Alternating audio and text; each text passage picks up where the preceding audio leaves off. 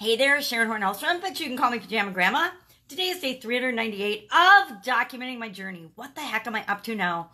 As I'm transitioning from the traditional world of offline businesses and brick and mortar into the online world and helping other businesses do the same. Helping businesses add an online component or individual solopreneurs, and I'm focusing on business women right now as part of a women's summit.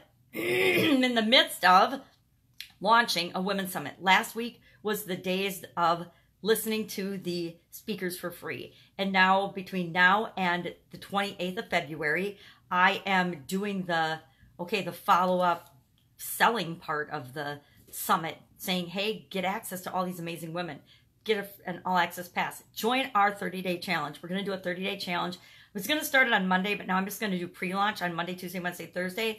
And then we'll start it March 1st, Friday. So then it's the entire month of March, or 30-day challenge with a bonus day, because I always add a bonus day. We're going to do, the month of March is going to be the customer challenge month then for anybody that wants to do it with me. And I'm thinking as I'm rolling into this, there's so much to do. Oh my God, there's so much to do and there's so little time. But I'm just going to take a deep breath. I slept in today. I'm going to take a deep breath and I'm going to take it one step at a time. Now, if the Women's Summit were the only thing going on in my life, that would not be that stressful. It would be probably pretty easy because I would just take it one day at a time. Okay, this is what I need to do today. Here's my list, da, da, da, da, and I would just check them off and do them. No big deal.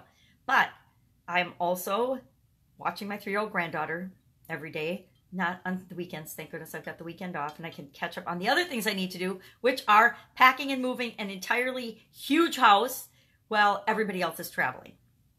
And it's kind of nice because everybody else is traveling. So I can do it at my own pace and pick the rooms I want to work on first and pack up what I want to work on. Now, I have decided I'm only packing up my own stuff. I'm only dealing with my stuff first, and then I'll help the kids do their stuff, but they're grown-ups. They can manage their own stuff. And so I don't have to stress out and be worried about how I'm going to make sure I get all their stuff packed up. I'm just going to hold them accountable and say, hey, here's the deal. I love you. I will help you. I will support you, but I will not do it for you. Isn't it about time I started saying that to other people? Yes, yes, it is. So instead of getting overwhelmed by all this, and trust me, as I look around, it's overwhelming. I'm choosing to look at it as a fun challenge and opportunity, a little problem to solve, not an overwhelming situation that I'm never going to get done. Because I am going to get it done. I'm going to get everything I need to get done in my life, because we always do. And the things that we don't get done are the things probably that we're not meant to get done. Now, if I'm making a choice to not do things because I'm procrastinating and being lazy, that's different than me knowing that it's just stuff I'm not supposed to get done. Dealing with the emotional baggage of the reason I don't want to get some of these things done, that's my responsibility. That's my job. That's what I need to do more than anything else, to get not my work projects done, but to get my personal life projects done, because I have a tendency to put my personal life stuff on the very back burner. And I've done this my whole life, taking care of myself on the back burner, making choices that are, in the best interest of other people and maybe my business and making that work, but aren't necessarily the best choices for me, for my health, for my well-being, for my self-care and things. And I need to stop doing that. And it's interesting. I had a sudden cardiac arrest and died because I wasn't taking care of myself and I was too stressed out. And I will never let myself get to that point again. But I do still have a tendency to put work things first and put off some of the things that I know are in my best interest. So today I'm reminding myself that if I don't take care of myself, there's nothing left and there's nothing else out there that matters. As my throat gets cloggy as I'm even saying that, because there's some deep-seated reason that I think I don't deserve to take care of myself. How goofy is that? How ridiculous is that we ever think that we don't deserve to take care of ourselves and to be, our biggest fan, our biggest cheerleader, to love ourselves before and in addition to everybody else. I don't know, but those things still creep up in me, as I know they do a lot of people. So I know I'm not alone in that. Today I'm going to do the hard part of the summit. For the hard part for me. The easy part and the fun part for the summit was actually interviewing the ladies and putting the content and the pieces of the summit together. I love that part of the summit process. And part of why I am finding ways to automate and systematize things on the summit process is because for the next summits, the rest of the summits this year, I want to be able to focus on the parts of it that I love. Now, the parts I like the least are what I've got to do right now. That's the the follow-up, the communication, the promotion, and I love interacting with people, but I don't want to be salesy or feel like I'm selling them something.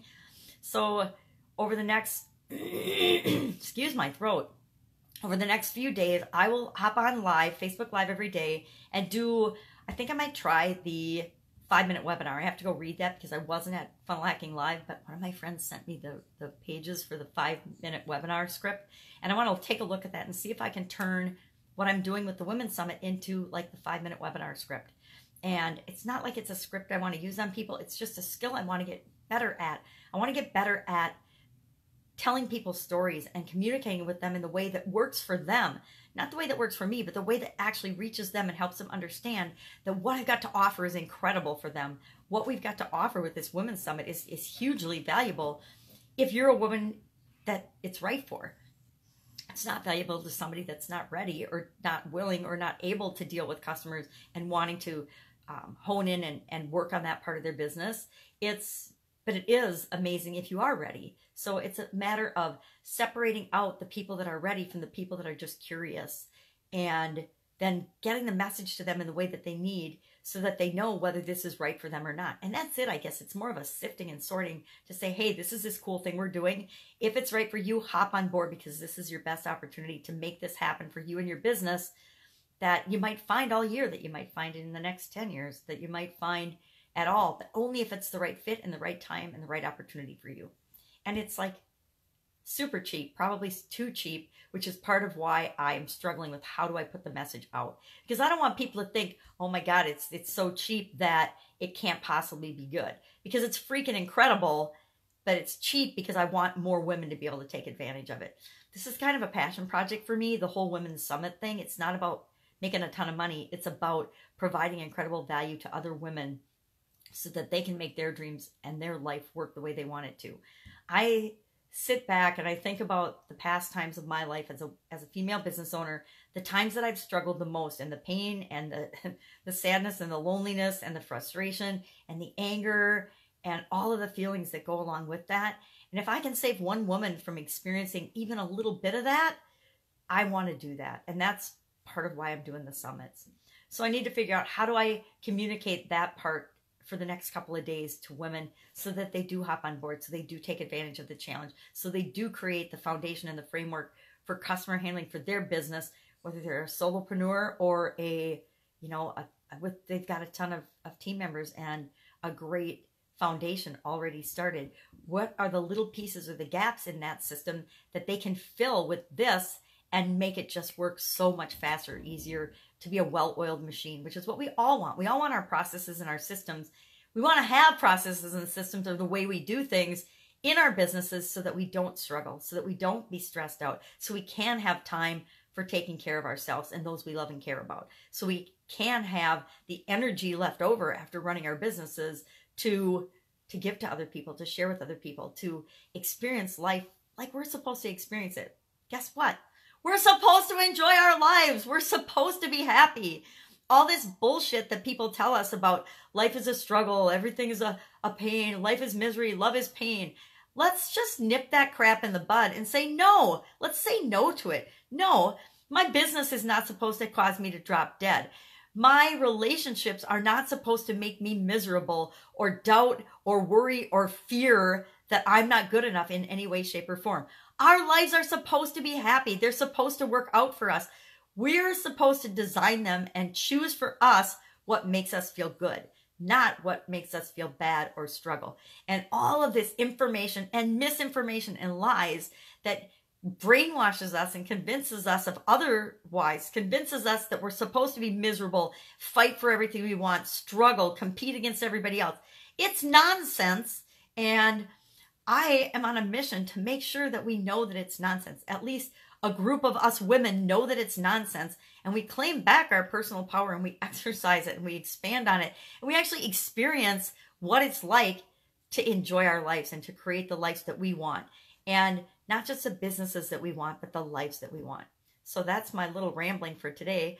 Go out, make it a fantastic day. I am not going to freak out over all this stuff. I'm going to breathe. I'm going to take it one step at a time. And I'm going to enjoy the process, because that is the most important part, is that I learn and grow and become a better me as I go through this transition, as I try and do and implement new things. And guess what? Some of them fail miserably. I've already had a bunch of failures online, and I just look back and I laugh, and I'm like, as I look back on them, I see exactly why they failed. And then I just do better next time, and I do better the next time. The first summit, this has been a really big learning experience. And by big learning experience, I mean a whole lot has gone wrong and hasn't gone perfectly, and I've made a lot of mistakes. The next one is going to be exponentially better. And the one after that will be better than that, and so on, until I actually get it to be exactly what I want it to. And as I'm going through the process, going through the journey, figuring it out, I want to bring you along with me, because I want you to know it's not an overnight success. Anything we do is seldom I push a button and everything works out fantastically the way I want it to. And money just rolls into my life, and every other aspect of my life just falls into place magically and mysteriously, and we all live happily ever after. I say we can create how we live happily ever after, and we define that for us, but it's going to be on purpose. It's not going to be an accident. Not for the vast majority of people and women on the planet anyway. So let's choose to create the experiences we want and make the world a better place. All right, catch you tomorrow.